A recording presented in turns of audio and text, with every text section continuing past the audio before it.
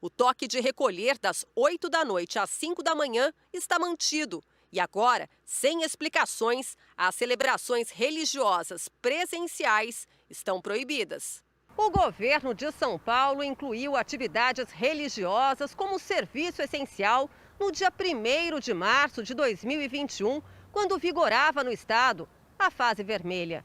A medida garantiu igrejas e templos abertos, mas dias depois a decisão foi revogada por causa da entrada na fase emergencial. Agora, a fase vermelha está de volta, mas desta vez, cultos presenciais não foram liberados.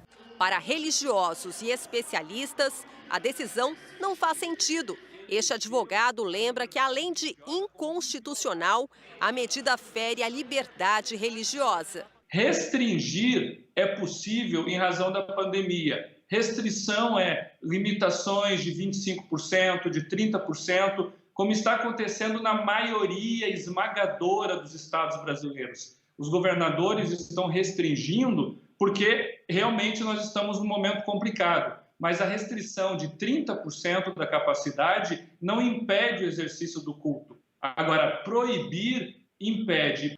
O bispo Eduardo Bravo, presidente da Unigrejas, que representa mais de 50 mil igrejas, não vê qualquer justificativa para que depois da mudança de fase, as celebrações religiosas presenciais continuem proibidas. A igreja é essencial e indispensável pelo serviço social, emocional, humanitário que realiza. Aliás, sem a ajuda do governo. Estão atingindo a alma do brasileiro.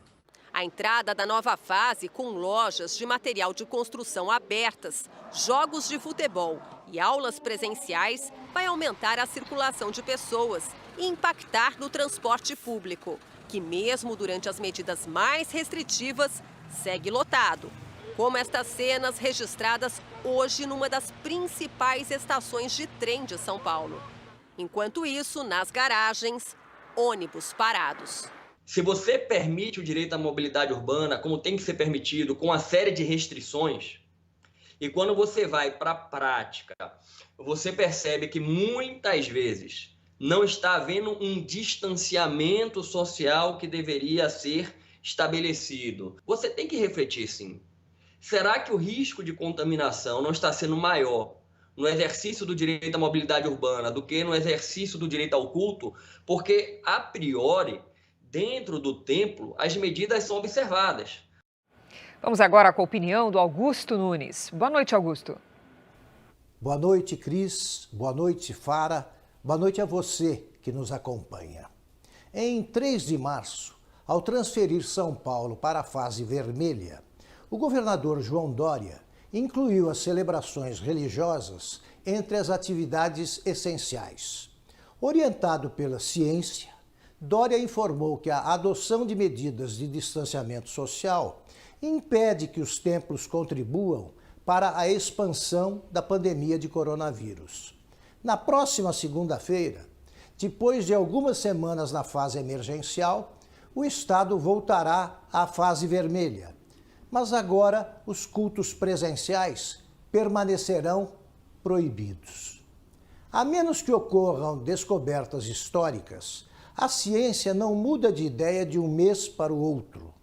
Como isso não aconteceu, o que teria feito o governador tratar como supérfluo o que considerava essencial há apenas 35 dias? Por que as atividades religiosas se teriam transformado em fator de risco? Enquanto espera explicações convincentes, a população se pergunta por que os encarregados de combater a pandemia continuam indiferentes aos verdadeiros focos de disseminação do coronavírus.